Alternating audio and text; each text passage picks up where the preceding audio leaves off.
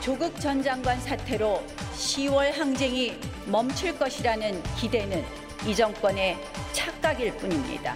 문재인 정권 2년 반에 대한 심판은 이제 막 시작된 것입니다. 불의의 기득권 집단이었습니다. 탐욕 좌파였던 것입니다. 내로남불과 이중성은 더욱 치를 떨게 만듭니다. 검찰의 정치적 독립성이라는 개혁 과제에 공수처는 오히려 역행합니다. 기소권, 수사권 분리 원칙과도 맞지 않습니다. 어떻게 그런 선거제를 그저 숫자의 힘으로만 밀어붙일 수 있답니까? 독재 국가에서 나 들릴 법한 참으로 후진적이고 야만적인 이야기입니다.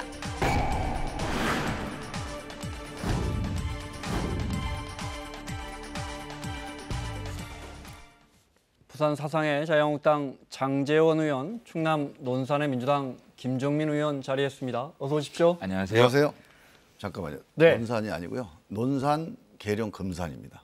논산이라고 그랬던 것 같은데. 논산, 계룡, 금산이 정확하군요. 네, 금산. 인삼에 알고 있었는데 제가 MC 논산만 였으면서 얘기하면 안 됩니다. 네. 논산, 계룡, 금산. 예. 네. 죄송합니다. 덕분에 3번 언급하게. 제가 죄송합니다. 자, 전략적인 것 같아요. 총선이 다가오고 있습니다. 벌써 전략적으로 나오는. 네. 타자 이야기 좀 하겠습니다. 이게 사실 정치권과 상관없는 이야기 같지만 오늘 민주당도 뭐 검찰이 이걸 굳이 기소할 필요까지 있느냐 이런 입장을 냈던데 민주당 입장이 중요한 게 아니고 이 말씀 좀 드려보려고요. 타보셨는지 모르겠지만 어찌됐건 기술이 제도를 앞서갑니다. 다른 나라도 이 모바일 운송 분야에 대해서 엄청난 속도로 발전하고 있고. 그런데 제도를 바꿔주셔야 할 분들이 합의를 못하니까 새로운 제도를 못 만들어내니까 결국 검찰이 지금 법으로는 위법이네 하고 기소를 하는 거 아닌가, 재판에 넘기는 거 아닌가. 누가 먼저 말씀하실래요? 네, 뭐 전적으로 맞는 말씀이고요.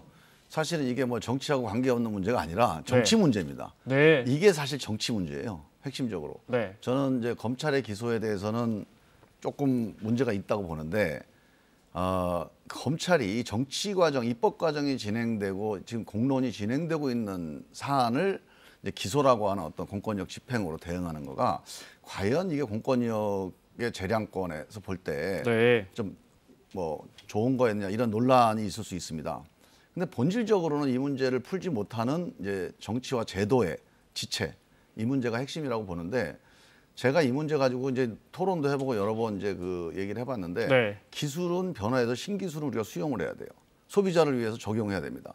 근데 그걸로 인해서 피해보는 전통적인 또 일자리들이 있어요. 여기 뭐 대표적으로 택시업계. 택시죠. 이 두 가지 어느 것도 우리 국정이나 입법에서 소홀히 다룰 수가 없는 주제예요. 그래서 제가 예전부터 이런 문제들 같은 경우는 점진적 변화라고 하는 것으로 타협해내는 방법밖에 없다. 어느 한쪽이 의견이 합리적이라고 해서 다 채택되기는 어렵거든요. 그래서 저는 점진적 변화로 이 정치권에서 빨리 타협 안을 만들어내야 이 문제가 풀린다. 그런 생각입니다. 말씀하신 것처럼 택시업계와 타다와의 합의도 안 되고 여와 야도 합의가 안 되고. 정치권을 비판하기 전에 정부가 자신들의 무능과 무대책, 부책임을 먼저 솔직히 고백해야 되는 정부의 겁니다. 책임도 있습니다. 정부라는 것이 갈등을 서로 조합하고 갈등을 풀어나가는 것이 가장 중요한 업무고 임무지 않습니까? 그럼에도 불구하고 검찰이 국토부에 물어봤다는 겁니다. 여기에 대해서 어떻게 진행되고 있습니까? 국토부 묵묵부답이었다는 겁니다. 결국은 기존의 택시업계의 생태계도 보존을 해야 되겠고 새롭게 진입하는 신사업에 대한 그런 공간도 열어줘야 되는 그 책임은 오롯이 정부에 있는 거거든요. 정부가 이것을 조합을 끌어내지 못하고 어떻게 타결을 해서 국회에 와서 이렇게 입법을 하자라고 주장하지도 못하는 아무 대책이 없는 그 무책임과 무능에 대해서 정부는 책임져야 될 것이고 대통령께서 당장 그저께 그러지 않았습니까?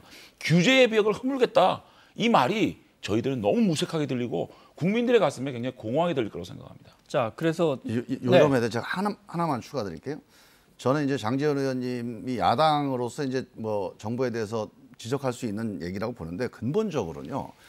행정부는 이 입법부에서 결정한 방향대로 집행을 하는 부서거든요. 그러니까 사회적 갈등은 입법부에서 조정되고 합의된 규정을 행정부에 전달해서 집행하는 쪽으로 가야 이게 그러니까 자연스럽게 문제가 없이 되는데 이런 식으로 이해관계가 정면으로 충돌되는 거는 만약에 집행부에서 조정을 하잖아요. 그럼 집행부는 독임제 기관이기 때문에 사람이 결정을 해요. 네. 회의가 결정을 안 합니다. 그래서 이런 문제는 승복을 안 해요. 그 이해관계가 네. 손해보는 측에서. 그래서 회의에서 결정하는 의회 결정이라야 이 사회적 갈등 문제는 그래도 순화된다.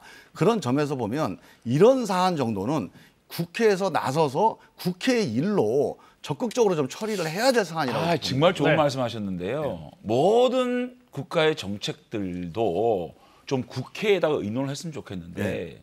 그렇게 하자는 지금까지 이 정부는 자기들이 하고 싶은 거 얼마나 멋대로 다 갖고 왔습니까? 국회에다가. 그래놓고 알겠습니다. 이렇게 네. 어떻게 보면 첨예하게 대립되는 부분은 국회에다 던지는 아니, 그거- 이런 행태는 그건 국회가 해야 먼저, 됩니다. 네. 첨예한 먼저 이 문제. 정부가 그렇게 국회에 좀 모든 그 첨예한 문제를 네. 협조를 구하고 난 다음에 그렇게 해야지. 이렇게 업계끼리 첨예한 문제가 생길 때는 국회에 던져놓고 알겠습니다. 자기들이 하고 싶은 건 다 하겠다. 그거 그렇게 하나로 얘기하는 게 국회가 앞뒤가 안 있는 맞는 거라니까. 거지. 네, 저 뭐 두 분 말씀이 다른 듯 하면서도 결국 같은 말씀하시는 것 같은데 그러다 보니까 어쨌든 요 말씀만 드리고요. 문재인 대통령이 인공지능 기능 활용해서 정말 앞서가는 우리 AI 시장 만들겠다고 한 날 이게 공교롭게도 인공지능 기술 아주 많이 적용시킨 타다 업체의 이제 이 대표가 기소가 되는 그런 일이 발생을 했습니다. 다음 주제로 넘어갈게요. 문희상 의장이 사법개혁 법안, 공수처 법안을 담고 있죠. 12월 3일 날 부의합니다. 오늘 이렇게 생각하셨어요? 예상 못 하셨죠? 아니요, 그 전에 네. 주로 이제 한국당 의원님들이 그 주장을 몇 번 하셨어요. 네, 한 달 정도 시간 주자. 아니요, 12월 3일이 맞다, 네, 국회법상.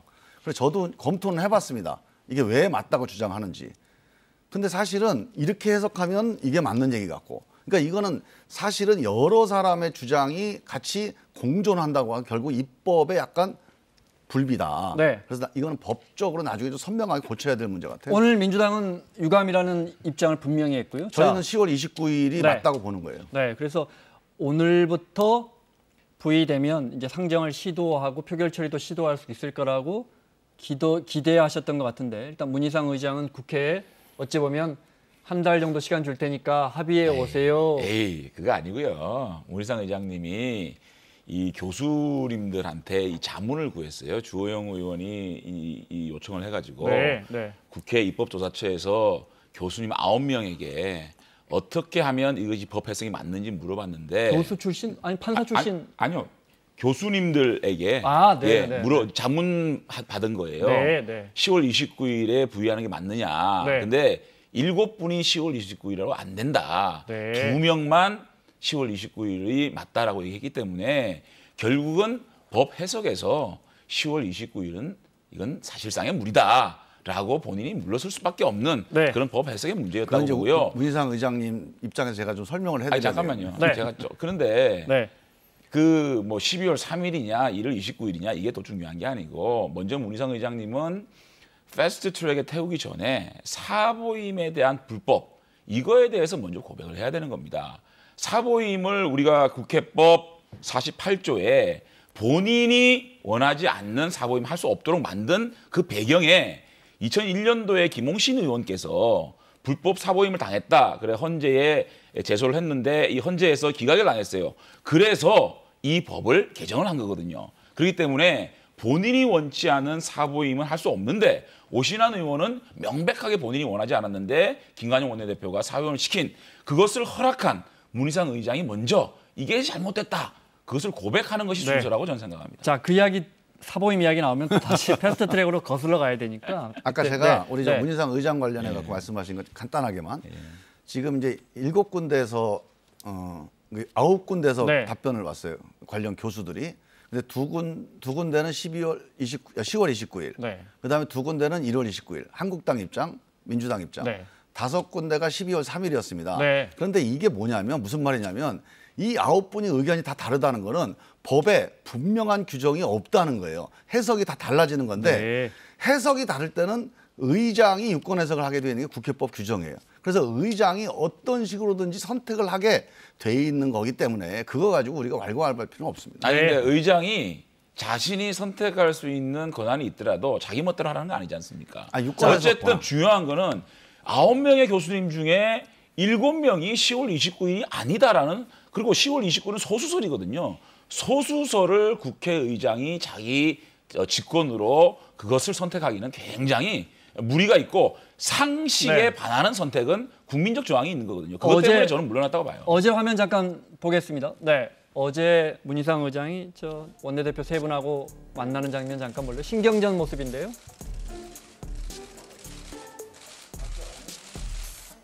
앉기 전에 그래도 사진은 한번 찍어야지 스케치라도. 손 잡아서 뭐예요? 안 잡으면 또 삐쳤다고. 손을 잡는 것보다 다른 데가 중요한 거.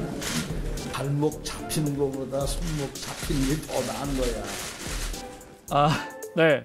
자동 부의 명백한 불법이라고 나경원 원내대표가 주장했고, 네. 오늘 교섭단체 대표 연설에서 나 원내대표가 이걸 강하게 주장했습니다. 여기에 국회법을 정면으로 위반하는 자동 부의마저 시킨다는 것은 의회의 치욕입니다. 문희상 국회의장께서 더 이상 국회의장이기를 포기하는 것입니다. 절차적으로도 불법 무효임은 물론 내용도 문제입니다. 아니 그래서 요즘 계속 부의가 나오고 상정이 나오는데 누가 두 분이 아주 쉽게 간단하게 설명해 주세요. 쉽게 설명하는 우리 김종민 네. 의원 잘하시잖아요. 잘하시잖아요. 부의는 뭐고 상정은 조국 뭐예요? 사태 때도 쉽게 설명 잘하셨잖아요. 한번 해볼게요. 네. 부의는 의논에 붙인다.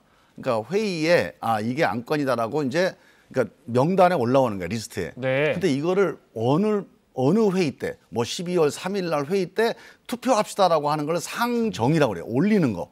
이 회의장에 올리는 건 의장 권한입니다.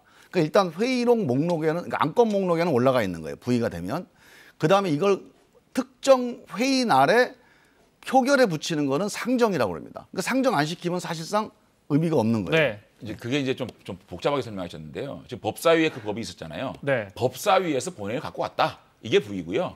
이거를 자 투표하자. 그때 상정을 얘기하는 겁니다. 네, 뭐 더 간단하게 이해해요. 네, 알겠습니다. 자, 국민들이 이해하셨을 것 같고요. 그래서 중요한 건 이제 상정을 여야가 합의해서 한 달 정도 시간이 있으니까 여야가 합의해서 법안을 새로 이렇게 다듬어서 올린다면 문제는 없을 것 같은데 그게 잘 안 될 것 같으니까 지금 근데요, 또 제가 진짜 김종민 의원한테 한 가지만 좀 말씀드릴게요. 우리 공수처만 일단 빼면 합의되잖아요. 선거법은. 근데 아니 선거법은 이제 제가 좀 이따 말씀드리고 자 공수처법은요 사실은 이러면 되잖아요. 검찰의 비대한 권력을 좀 견제하자 이거 아닙니까, 그죠? 그러면 수사권과 기소권을 분리해 가지고 경찰에 1차 수사권하고 수사 종결권을 주자고요. 그리고 기소와 공소 유지를 검찰에 주면 수사 단계에서는 검경이 견제하면 되고 또 기소를 해서 판결을 하는 부분에 있어서는 법원과 검찰이 견제와 균형을 맞추면 일단 그렇게 해서 현재 있는 경찰, 검찰, 법원으로 서로 견제와 균형을 맞추게 하고 그럼에도 불구하고 안 된다 그러면 2차로 공수처를 논의하면 우리 20대 국회 내에서 이 문제 해결할 수 있잖아요. 그렇게 공수처를 고집을 하니까 너무 브레이크 걸리지 않겠어요? 그것만 딱 네. 빼면 충분히 우리 합의할 수 있지 않겠습니까? 근데 저는 이제 이렇게 봐요. 공수처가 예를 들어서 이제 대통령이 좌지우지할 거다. 그래서 야당을 탄압할 거다. 자꾸 이렇게 말씀하시는데. 아니, 그 말씀 안 했잖아요. 아니, 그러니까 그런 문제가 있다면 그런 거를 방지하는 조항을 논의하면 돼요. 근데 문제는 공수처 자체를 하지 말자고 그러시는 거 아니에요. 근데 이 문제는 저희가 갑자기 조국 장관 때문에 꺼냈다면은 그 말을 한번 검토해 볼 수 있어요. 이게 YS 때부터 20년 시민사회의 수건 사업이에요. 근데 왜 시민사회가 이걸 주장했냐면 우리 사회의 기득권 카르텔이 너무 강고하다는 거예요. 이게 정치권, 그다음에 정권, 그다음에 검사, 판사, 경찰 이 우리 사회 기득권 카르텔이 실제로 자기들끼리 서로 봐주면서 지금까지 이제 한국 사회가 신뢰를 못 받고 있기 때문에 10년이든 5년이든 일시적이라도 이 기득권 카르텔에 대해서 특별한 감시를 해봐야 되겠다. 이게 국민적인 요구사항이었어요. 자, 공수처 이 이야기는 문제는 하고 오늘 넘어가요. 주제가 아니니까요. 아니, 요거 한마디만 솔직히. 네. 어쨌든 국회를 구성하고 있는 가장 큰 세력들이 진보를 대표하는 것이 민주당이고 보수를 대표하는 것이 자유한국당이잖아요. 그러면 한 진영이 그렇게 반대를 하잖아요. 그러면 그 반대하는 부분은 좀 빼고 충분히 논의할 수 있다. 우리 조재현 우리 법사위에서 조재현 법원행정처장 이런 말씀하셨잖아요. 7,000명의 공수처의 수사 대상 중에 3,500명이 판사다. 근데 판사가 독립적으로 판결할 수 있는 그런 것들을 저해받을 수 있지 않겠느냐. 그래서 참 은유적으로 공수처 문제에 대한 문제를 말씀하시지 네. 않았습니까? 이것에 대해서 민주당이 심각하게 한번 생각해 봐야 돼요. 경찰, 판사, 검사, 독립적 수사와 판결하는 분들을 계속 직권남용으로 고발해 되면 그게 독립적 수사가 가능하겠습니까? 재판이 가능하겠습니까? 자, 여기까지. 자, 장 의원님. 여기서부터는 좀 진행자의 질문에 좀 따라 주십시오. 자, 논의를 좀 진행하겠습니다. 문희상 의장 입장을 다시 한번 말할게요. 12월 3일 부의하겠다고 했는데 어쩌면 그 뒤에 그 부의하고 신속 처리하겠다는 입장이 있어서 제가 잘 모르는 제가 봤을 때는 혹시 신속 처리에 방점이 있는 거 아니냐. 여야가 한 달 동안 이거 합의 못 해오면 민주당이 나머지 4개 당이 자유한국당 빼고 잘 협의해서 표결 처리를 한번 시도할 수 있도록 장을 깔아주는 게 아닌가 어떻게 보십니까? 아니 근데 그 앵커님 말씀이 뭐 정확하신 말씀 같아요. 제가 보기엔 왜 그러냐면 그거는 문희상 의장의 의지가 중요한 게 아니라 생각을 해보세요. 이게 지금까지 몇 년 동안 이제 오래된 그 법안인데 지금 패스트트랙 일정은 좀 60일 남아 있어요. 근데 그게 중요한 게 아니고 올해 만약에 정기국회가 12월 10일 끝납니다. 정기국회 끝나면 임시국회 한 번 정도 올해 정도 가능하고 그 다음에 이제 총선이에요. 다시 국회를 열어서 논의하기가 물리적으로 어려워요. 그래서 이거는 12월 초순 내지는 늦어도 중순까지는 의회가 결정을 해야 됩니다. 할 건지 안 할 건지를 결론을 내야지 내년으로 넘기자 이거는 제가 보기 물리적으로 어렵다고 봅니다. 자, 국어 시험입니다. 자, 12월 3일 부의에 방점이 찍혀 있습니까? 신속 처리에 방점이 찍혀 있습니까? 12월 3일까지 좀 협의를 해봤으면 좋겠다라는 얘기지. 12월 3일 상정해가지고 강행한다? 국회를 이루고 있는 자유한국당과 바른미래당 일부 세력 그리고 무소속 일부가 공수처 문제에서 극렬하게 반대를 하는데 문희상 의장이 이걸 강행한다? 저는 나경원 원내대표 얘기했잖아요. 국회의장이 포기한 거라고 생각합니다. 자, 문희상 의장도 봐서 그때 가서 상정해봤자 표결 처리가 안 되겠다 싶으면 절대 상정 안 하겠죠. 네. 그 이야기를 좀 여쭤볼까요? 어제 박지원 의원님은 저 자리에서 안 될 거라는 거예요. 뭐 그러면서 박지원 의원님께서요? 부정적으로 이야기하시면서 저도 어제 그거 들으면서 이상하다 싶었는데 심지어 그런 말씀하셨어요? 그 자리에서 하셨어요. 리더십의 한계다. 민주당 리더십의 한계. 우리를 좀 설득해라. 좀 해설 드릴게요 제가. 네. 약간 그게 잘못 전달됐는데 박지원 의원 대표님 말씀을 제가 들었어요. 네. 그런 이제 민주당이 조금 제대로 못하고 있다고 질타를 하시는 건데 안 된다고 하는 얘기는 아니고 한 달 정도의 기간 동안에 이러이러한 방향으로 소통을 통해서 한국당까지 어제는 이제 한 달일지 몰랐죠. 어제는 아마 오늘쯤 부의가 될 거라 그렇죠. 생각하셨을 거예요. 네. 한 달 정도 남은 시간을 통해서 한국당까지 5당 합의 네. 아니면 기존의 패스트트랙 4당 합의라도 소통을 통해서 수정안이 됐던 아니면 원안이 됐던 빨리 합의를 좀 주도해달라. 네. 민주당이 이제 여당이니까 네. 그런 말씀이고 지금 사실상 그 논의가 시작이 됐습니다. 이미 한국당과도 시작됐고 4당과도 시작이 됐고 공개적으로 또 비공개적으로. 네. 그래서 이거는 한 달 정도 시간이면 국회의 기본 방향, 그러니까 쉽게 하면 견적이 나올 거예요 아마. 자, 제가 제 해석이 좀 돌려볼까요? 네, 저 여쭤볼게요. 바른미래당이 공수처 먼저 가는 건 분명히 반대했고 그 전에 합의할 때 말씀하신 것처럼 선거법하고 그렇죠. 검경 개혁 법안 같이 가기로 했잖아요. 네. 근데 이게 부의가 선거법은 언제 되나 봤더니 11월 27일. 예. 그다음에 며칠 있다가 이제 검경 개혁 법안이 12월 3일 날 부의가 됩니다. 민주당 입장에서는 한 달 동안 어떻게 보면 시간을 번 거니까 자, 그러면 약속대로 선거법, 검경 수사권 조정안, 공수처 다 같이 갈게요 하면서 설득하시기에 더 쉬워진 면도 있습니다. 저는 원칙적으로는 네. 같이 가야 된다고 봅니다. 그리고 아마 이인영 원내대표도 그 점에서는 선처리 문제에 대해서는 아마 생각을 좀 접었을 것 같아요. 물리적으로 어렵고요, 선처리가. 네. 그래서 저는 기본적인 합의 정신이 함께 처리하는 거니까 네. 함께 패키지로 처리하는 게 맞다. 그러니 바른미래당에도 공수처도 같이 가자. 선거법도 같이 처리할 테니까. 그럼요, 같이 네. 가야죠. 아니 김 원장님 선거법하고 공수처법하고 어떤 관계가 있어서 그렇게 패키지를 묶어서 갑니까? 그야말로 정략이고 계산이고 거래 아니겠습니까? 저는 아무리 민주당이 필요한 법안이라고 하지만 군소정당에게 좀 유리한 배지 몇 개 더 주는 식으로 해가지고 선거법 가지고 공수처를 거래하는 저런 모습은 저는 정말 뭐 앞으로 우리가 가장 국회에서 없애야 될 적폐라고 생각이 들고요. 제가 박지원 그 대표님 그 말씀 제 해석기로 좀 돌려보면 뭐 좀 달라는 얘기예요, 민주당에. 그 뭐 의원 정수 좀 늘리는 얘기 많잖아요, 그죠? 그거 좀 화끈하게 이해찬 대표 총대 메고 늘려주면 우리가 좀 공수처 해줄 텐데 이런 얘기지. 그게 정치적 이해관계 얘기 아니겠어요? 저는 해석을 그렇게 합니다. 선거구제 이건 뭐 바뀌면 이해관계가 아니에요. 그건. 네, 선거구제 이해관계죠. 바뀌면 정상적인 협상이지. 지도- 그게 협상입니까? 네, 뭐 협상으로 볼 수도 있고. 아니 김종민 의원 나하고 네, 얘기할 정상적인 때 협상이에요. 의원 정수는 자유한국당이 합의해주면 늘리지 않겠다고 약속하지 않았어요 그때. 아니, 그러니까 그 점에 대해서는 그 약속했잖아요. 협상하자고 그거는 제안할 맞잖아요. 수 있지만 우리 민주당은 반대하는 거죠. 그러니까 김종민 의원 나한테 그렇게 얘기했잖아요. 아니, 당연히 우리는 의원 자유한국당이 정수는 정수만큼은 그렇죠. 자유한국당이 합의 안 해주면 늘리지 않겠다. 오케이. 그렇게 하시잖아요. 그건 우리가 얘기해서 지금도 그렇게 그거 얘기하고 지키셔야 있어요. 돼요. 네. 앞으로. 여러분은 방금 정개특위 전 두 분의 간사가 아니 우리끼리 다 그 약속한 과거에 거예요. 했던 그거는. 말에 대해서 그건 이제 확인하는 한국당하고 걸 약속한 게 지켜보고 아니라 계십니다. 국민들한테 네. 아, 그러니까. 우리가 발표한 거예요. 그거. 자, 그거는 두 분이 지키셔야 돼요. 정개특위에서 합의 못 하셔가지고 지금 패스트트랙까지 가가지고 이 사단이 아니, 난 저 거잖아요. 정말 국민한테 책임을 죄송하게 져야 돼, 생각합니다. 진짜. 네. 저는 두 정말 분이- 노력했는데 좀 그런 여러 가지 좀 사정이 있었습니다. 아니, 그 장재원 의원하고 조금 시간 한 달 주면 될 것 같은데. 자, 이건 그래도 그래요? 예, 진짜예요. 이게 저 2+2에서 뺐어요. 그래서 자, 이건 여쭤보고 갈게요. 그래서 300명에서 국회의원 1명이라도 늘어날 생각이 있으십니까, 민주당은? 저는 어렵다고 봅니다. 정말 다행입니다.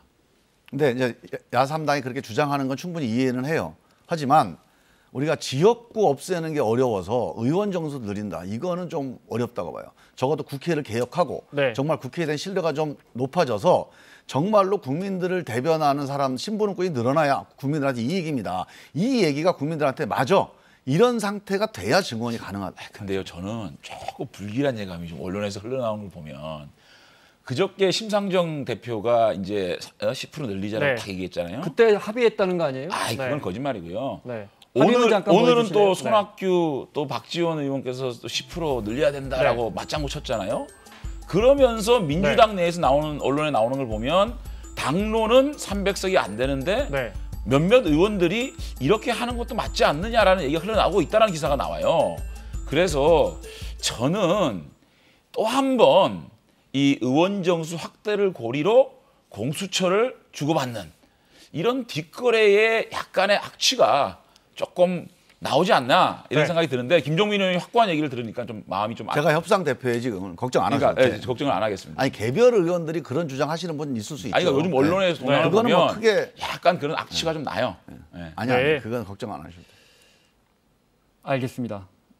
어떤 약속을 했다는 얘기예요? 안용원 내년 대표가? 총선에서 전에 저 원내대표들 합의할 때 예. 다시 보여주실래요? 예. 이건 뭐 유명한 합의문인데요. 네, 검토한다고 돼 있을 거예요. 검토죠. 네. 그래서 이 검토 저건 약속은 부분은 아니다. 검토니까. 민주당 간사와 자유한국당 네. 간사가 이거는 아니다라고 결정한 거예요. 알겠습니다.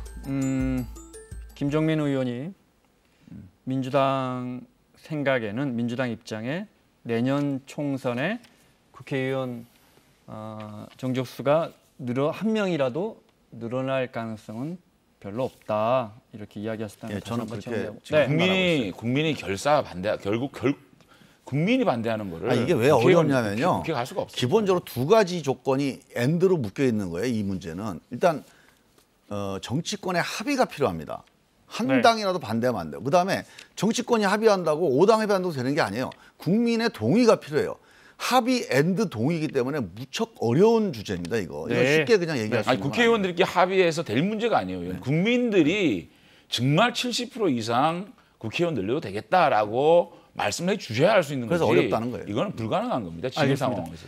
자, 교섭단체 대표 연설 어제부터 이어지고 있는데 오늘 앞서 잠깐 들으셨지만 나경원 원내대표의 대표 연설 잠깐 더 들어볼까요? 네. 코드와 이념의 사슬로 묶인 측근들이 이 모든 권력과 기회를 독식했습니다. 하는 일마다 편법과 위법, 힘의 논리로 과정은 비틀어지고 굴절됐습니다. 정의는 형체를 알아볼 수 없을 정도로 무너져 버렸습니다. 조국 전 장관의 임명 강행은 거짓말 정권의 정수를 보였습니다. 불쑥 국회를 찾아 밤을 새워가며 늘어놓은 그 수많은 거짓말에 국민은 경악했습니다.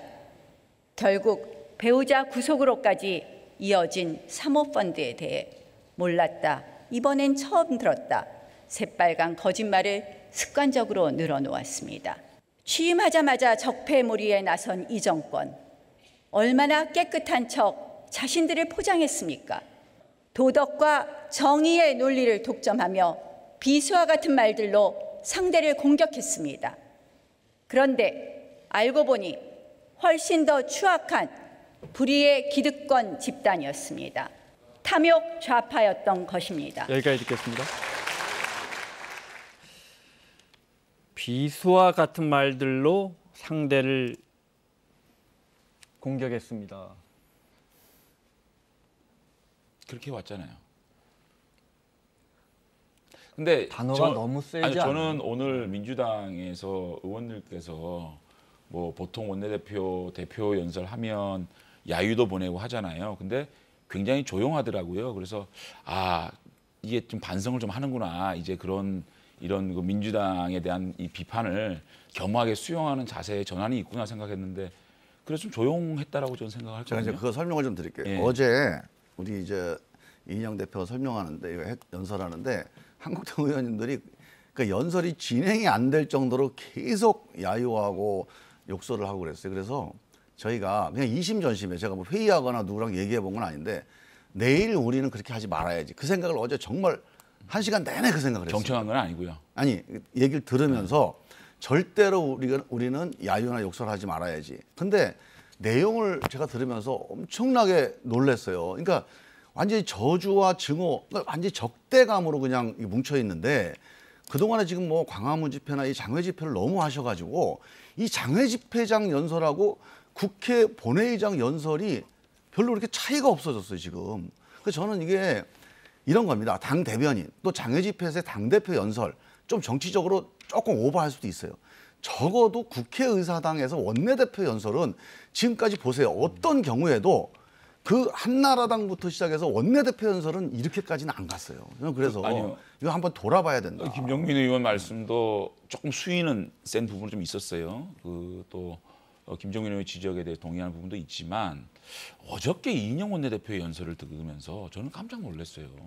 집권 여당의 원내대표 정도 되면 대안을 내고 국정 운영의 철학을 어떻게 구현해 나갈 것인가에 대한 뭔가 새로운 정책적 비전을 제시해야 되는 연설이어야 되는데 정말 그 연설의 70% 이상이 자유한국당을 공격하는 아직까지 본인들이 여당인지 야당인지 구별이 안 되는 것인지 네. 여당 원내대표의 정말 마지막 그 대표 연설로서는 야당을 너무 심하게 공격하는 그 모습에 오히려 저는 정말 그 최악의 원내대표 연설이 아닌가라는 생각까지 했거든요. 그래서 여당은 달라야 한다. 여당은 정말 좀 달라야 돼요. 비판보다는 미래 비전에 대한 얘기를 좀 했었어야 됐다라는 전 생각을 하고 네. 나경원 원내대표의 그 연설을 조금 제가 설명을 하면 어쨌든 지금 문재인 정권의 임기가 반환점이 돌아가고 있잖아요. 돌아보면 안보, 외교, 민생 모든 것들이 하나도 제대로 돌아가는 게 없지 않느냐라는 그러한 강력한 비판을 하다 보니까 조금 수위는 좀 셌던 것 같습니다. 그러니까 제가 한 가지 네. 제안 비슷하게 좀 드릴게요. 저는 장제원 의원님이나 저나 뭐 당 대변인으로 당 입장 대변하러 여기 나온 건 아니잖아요. 그러니까 당 소속이긴 하지만 그 정치인 김종민, 정치인 장제원 입장에서 네네. 전 특히 뭐 저는 초선이고 장 의원님 재선이시잖아요. 뭐 소장파 초재선 의원님들이 이런 문제는 한번 좀 얘기를 해야 된다. 우리 당 대표 또 그쪽 당 대표한테 적어도 원내대표는 타협을 위해서 원내대표는 대안을 위해서 왜냐하면 국회는 그거 하는 데니까 그렇게 목소리를 내달라. 그 언어로 바꾸자. 그제 연설은 좀 아니다. 저는 우리끼리라도 그렇게 한번 목소리 좀 내서 얘기 좀 했으면 좋은데요. 그게 이제 나경원 대표에 대한 연설에 대한 비판 또 우리가 수용해야 될 부분이 있지만 민주당 내부에서 이인영 원내대표의 대표 연설에 대한 비판이 있었는가? 한번 그런 말씀을 우리 김종민 의원께서 제안하시면 저는 정말 수용하고 그렇게 했으면 좋겠지만 알겠습니다. 저는 네. 개인적으로 정말 김종민 의원이 이인영 원내대표 연설이 너무 심하게 자유한국당을 공격한 거 아닌가라는 그런 생각에 대해서는 어떻게 생각하시는지 여쭤보고 싶어요. 저도 비슷한 생각을 하니까 이런 얘기를 자, 하는 건데 그걸 좀 먼저 우리가 공개하시면 이거를 저도 바꿔야 된다는 거예요. 같이 얘기하고 고쳐야 싶어요. 된다. 예. 그러니까 여야를 떠나서라고 제가 이렇게 전제를 달겠습니다. 저렇게 강한 어조로 정말 쥐어짜듯 비판을 하면 상대 진영이 설득이 되나요? 그냥 이제 우리 진영한테만 박수를 받는 거 아닌가? 여야를 떠나서 바로 그게 지금 문제인 거예요. 지금 우리가 그동안에 워낙 국민적으로 지지층이 양쪽으로 딱 결집돼 있잖아요, 지금. 그러다 보니까 이 정치인들도 그 양쪽 지지층에 호소하는 언어들로 이렇게 익숙해져 있어요, 지금. 네. 여기서 빨리 이탈해야 됩니다. 여기서 빨리 탈출해서 이 양쪽 지지층의 마음을 기반으로 하되 그걸 무시할 수는 없어요.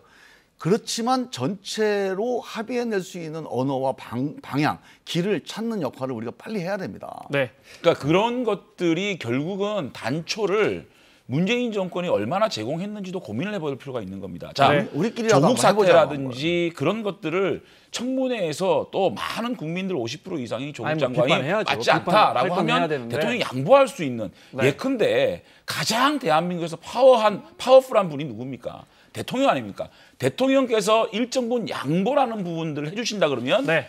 당연히 야당에서도 그 수위가 약해지지 않겠습니까? 자, 시간 그런 때문에 것들을 좀 고민해봤으면 좋겠습니다. 마무리하겠습니다. 다음 출연자분들이 기다리고 계셨어요. 잠시 후면 6시에 유시민 이사장이 왜 전에 무슨 알릴레오에서 검찰이 조국 전 장관 내정 대기도 전부터 내사했다 이야기를 하니까 검찰이 무슨 이유냐 근거 대라 했더니 좀 이따 밝힌다는 거예요. 혹시 김 의원님 아시는 거 있어요? 네. 그때 미리 검찰이 내사했다는 근거가 좀 있나요? 지금 쟁점이 8월 9일 날 지명 전이거든요. 네. 그러니까 지명 후에는 제가 그 비슷한 얘기를 들었어요. 제가 뭐 이런 얘기를 뭐 일일이 이제 집행권에 침해하는 것 같아서 확인은 안 해봤는데 네. 지명 이후에 고소고발된 사안들 관련해서 사전 내사가 있었고 그 내사 결과에 따라서 수사 착수. 그 27일 날 압수수색을 30건 들어가잖아요. 그 이전 단계의 어떤 판단 과정이 있었다. 그리고 그 과정에서 지금 문제가 됐던 정경심 교수의 이제 그 거래 내역, 네. 금융계좌가 확인됐다. 이렇게 제가 이제 뭐 들으신 게 확인은 있죠, 아니고 네. 간접적으로 들었는데 그러니까 지금 말씀하신 대로 8월 9일 이전에 내사했다는 건 성격이 또 다릅니다. 그건. 네, 뭐 잠시 후에 나오겠죠. 잠깐만요 네. 말씀을 드리면 간단하게. 예, 네. 유시민 씨 같은 경우에 노무현 재단 이사장이라는 위상이 있지 않습니까? 그러면 저쯤 되는 영향이 있는 분이라면 검찰 수사를 좀 진중하게 지켜보는 게 어떻겠느냐라는 정말 아쉬움이 좀 있습니다. 네. 자, 마치겠습니다. 자유한국당 장제원 의원, 민주당 김종민 의원과 함께했습니다. 다음 주에 뵙겠습니다. 네, 감사합니다. 고맙습니다.